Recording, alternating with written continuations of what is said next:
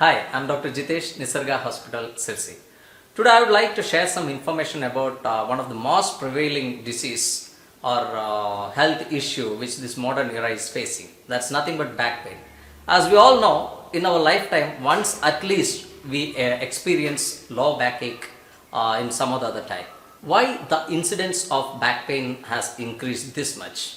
And do you know it is the second most common disease of the world, other next to common flu. And if you look into the reason, see mainly before in older days, the elders used to get all this type of pain, like low backache because of their old age, or maybe the arthritis what they face in their later ages. And but nowadays it has become very common that even young children, they come with a complaint of back pain.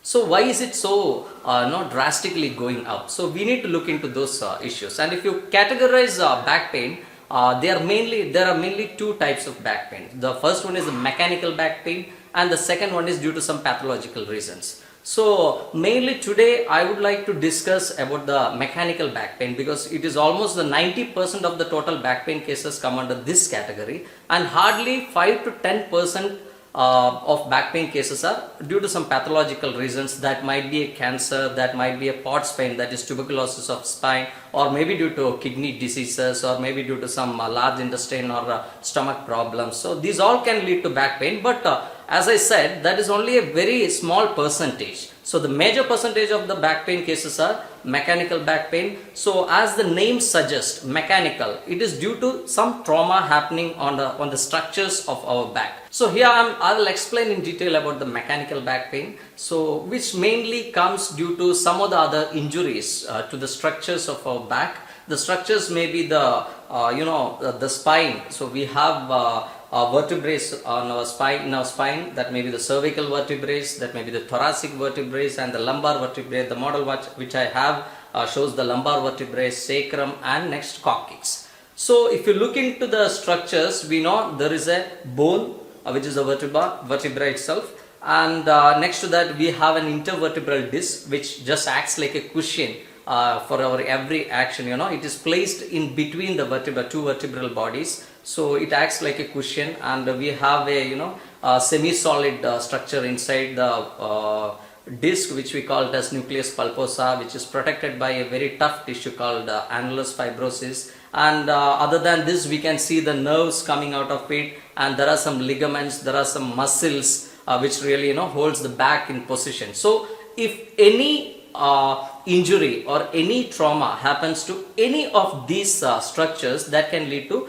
back pain. So they are grouped into mechanical back pain, and which forms almost 90% of the total back pain cases. So in the mechanical back pain, one of the main reason and one of the most common reason is the disc issues, mainly disc bulges. So as I said, there are intervertebral discs, and especially in the most mobile areas of our spine, that may be in the cervical region, that may be in the lumbar region. So here we are discussing more about the low back pain, so I'll explain about the lumbar region. So when the disc dries up, we call it as a desiccated disc, where the nutritional status of the disc goes down due to the poor blood circulation, or maybe due to our wrong food habits. The disc dries up, and it's called desiccated disc, and because of which this loses the elasticity, and once the elasticity is lost, it can crack very easily, and the content inside, which I told as a nucleus, which is a semi-solid structure or more of a liquid,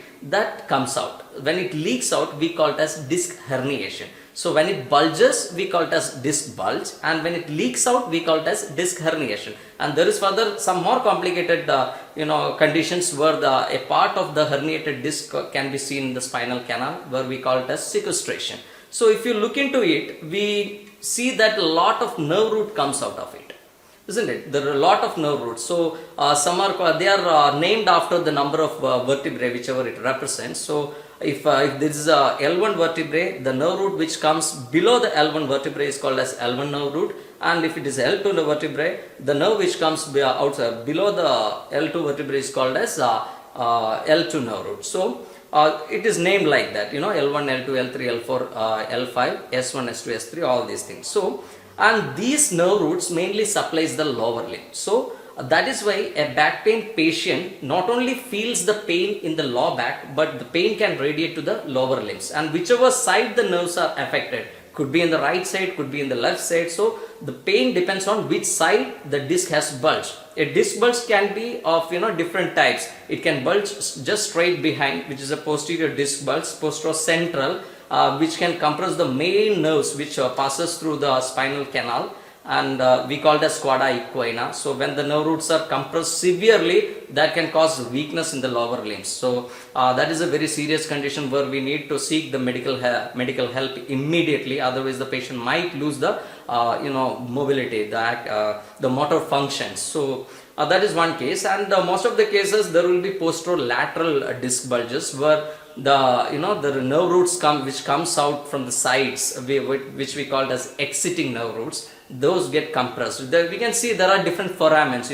As I told you, the main central foramen, and there is another neural foramen on the sides from where the exiting nerve root comes out. So when it compresses the exiting nerve root, as I told you, whichever the area, might be the skin, might be the muscles, wherever the particular nerve root which is compressed supplies, we start feeling the pain in that particular area. So if the L1 nerve root is compressed, we might feel the pain in the lower back as well as in our groin. And if the L2 is compressed, we might feel just below that in the outer part of the thigh and anterior part of the middle thigh and back. And if the L3 is compressed, it can be felt in the medial side and just above the knee. And if L4 is compressed, we might feel the pain in the shin in the lower limbs. And if L5 is compressed, the pain can be on the lateral side, which radiates downwards and up to the great toe. And if the S1 is compressed or S2 is compressed, the pain might radiate till the tip of our toes. So it depends. Whichever nerve root is compressed, depending on that we start feeling the pain. So the main cause of back pain, as I said, the first one, the most important one, is disc bulge. So it can be a disc bulge, it can be a herniation, I said, it can be a sequestration. And the second thing, if you look into it, the other problem is the facet joint problems. So we all know that there is a joint just outside behind the vertebrae, which we call it as a facet joint. So facet joint problems are usually seen in elders. What happens when we become old? The wear and tear happens, and this the intervertebral disc space reduces. It gets dried up, and when the space comes down, automatically the behind joint starts rubbing, which will lead to arthritis, and later on the condition worsens. So these things are usually seen in the later ages, and this type of back pain usually we see in chronic back pain. As I told you, the disc bulge or disc herniation, all these things are acute back pain conditions where the patient suddenly start feeling the pain which radiates to the lower limb. But this facet joint arthritis, all these conditions are seen in patients, in elderly people, and that is more of a chronic condition. So the third cause can be any injury to the muscles. So that can be due to any of these problems. As I said, it can be due to a trauma, an injury, a fall or something which directly has any impact over these nerve roots, or it can be a disc bulge, as I told initially, which can compress the nerve roots, or maybe piriformis syndrome, where some the muscles passing the nerves which passes through some muscles like piriformis, there it might get compressed, and which can cause really bad pain, which starts from the lower back and starts radiating to the tip of your toes. So these structures, the bones, which may be in arthritis, and the intervertebral disc, which could be a disc bulge, herniation or sequestration, and the third one is the nerves, so that also can be affected. And other than this, one of the most common problem what we see is muscle weakness. And if you correct this, I am sure that you can prevent most of the around 50 to 60% of the back pain cases can be controlled, because it is because we have a very weak back muscle that we develop all these complications. You just compare a person with who is completely fit with very strong muscles. The chances of any injury to the joints are very minimum.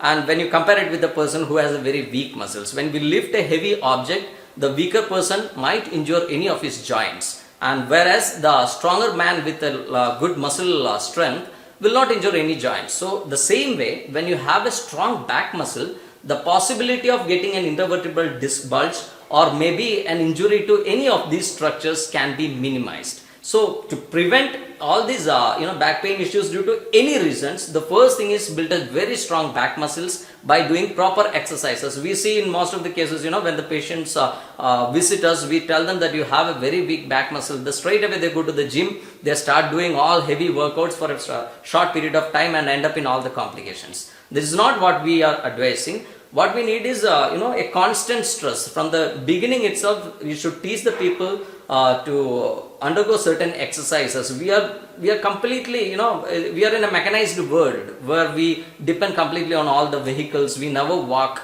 we never swim, we never do any exercises. Everything we have, we are just behind luxury. So that is the reason why we are getting all these lifestyle diseases. Even back pain is a lifestyle diseases, just like diabetes or maybe hypertension. Because it is because we don't walk, we don't do any exercise, our muscles on the back are getting weakened every day by day, and we end up in all these complications. The arthritis which used to start around the 60s or 70s, now we can see in early 30s. So that is a condition, that is a problem what this mechanization has created in our health actually, and the very wrong sitting postures. When you have a very weak back muscles, of course we know that will not be able to keep the spine in position. When you do exercise also, we say your spine should be in a neutral position. But you see all the software working people, or maybe whoever prefers all the white collar job people, they don't sit straight actually, they always tend to bend forward. So sitting for a prolonged period with a very wrong posture can lead to serious complications of the spine, and it will the disc, everything, all the structures of the back becomes very weak. So the very important thing is to do exercise regularly and strengthen your back so that your spine is kept in proper position and there is no more injuries happening there. All the structures are well protected. And to stay away from these back issues, it's very important that we maintain our body weight, because obesity increases the risk of back pain very much, because obese people tend to have a pot belly which will pull their entire spine in front, so that the lumbar curvature changes, and in the long run might be like early 30s they start developing the back pain.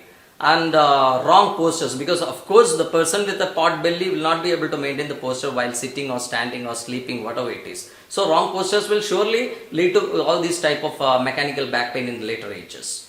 And so it is very important to strengthen your abdominal muscles also. Rectus abdominis is very important. They are all the core muscles which will strengthen your pelvis and hold all the structures in position. And when you increase your weight, the risk of back pain goes up like anything. As you would have seen, like pregnant ladies develop back pain in towards the end, like 6th month onwards, because of the weight in front. So the same way, what happens when obesity comes and when the pot belly comes, automatically it can pull the entire spine and end up in all these such complications. So once we develop back pain, it is very important that we treat it properly, because most of the patients who visit us, they come very late actually, because they neglect it initially, and when it really causes a disability, it's only then they become serious about it. But initially, if you look, if you take care and take a proper treatment, we can completely cure the back pain or whatever it is. Maybe your intervertebral disc bulge, maybe sciatica, maybe a canal stenosis, or whatever it is, can be very well treated and cured if it is attended initially. So but my advice to all is, like, if you develop a back pain, the foremost thing is rest. Take complete bed rest. And some people mistake me, like they go for continuous rest for 3 to 4 months. It's not so. If you go at least 3 weeks rest. So in 3 weeks, if the pain doesn't subside, that shows that you have some reasons, underlying reasons. So immediately you have to consult your doctor and find out the reason why it's causing the pain, and you have to take proper treatment for that. And if you develop numbness, or there are some warning signs, alarming signs, like initially you develop a low back pain, you take rest, you're okay with the pain, but slowly you started developing a radiating pain towards your lower limbs, or might be you started feeling numbness in your lower limbs, and some people start feeling weakness of the toes. These are all alarming signs where the body is telling us it's an emergency. We need to approach the doctor and find a proper treatment for that. So don't neglect your back pain, because most of the patients who come to us, or they come in very late stage, saying that it has increased so much that they are unable to work, even sit for 5 minutes, and they are forced to quit their job. So we shouldn't go to that extent. As soon as you develop a back pain, please give proper care, take rest for some time, get out of your problem, and if you are not able to find a solution for that, seek your medical professionals and seek their advice. And I think by following proper exercises itself, you can most of the back pain can be completely cured. And it's only hardly 5% of the back pain cases where people develop cardiac venous syndromes, such problems where they need to go for a surgery, and people don't have to worry that every back pain has to be attended with the surgical management. So it is a negligence which lead to more complications later on. So my sincere advice is that if you have back pain, take proper care, take proper rest, and maintain a good posture. Not only the sitting or the standing postures, even sleeping posture is also equally important. And in the upcoming videos, we will try to tell you all that in detail, like what are the postures to be maintained, and if people with back pain, what are the sleeping postures they should maintain. And I hope you have understood at least something. Thank you very much.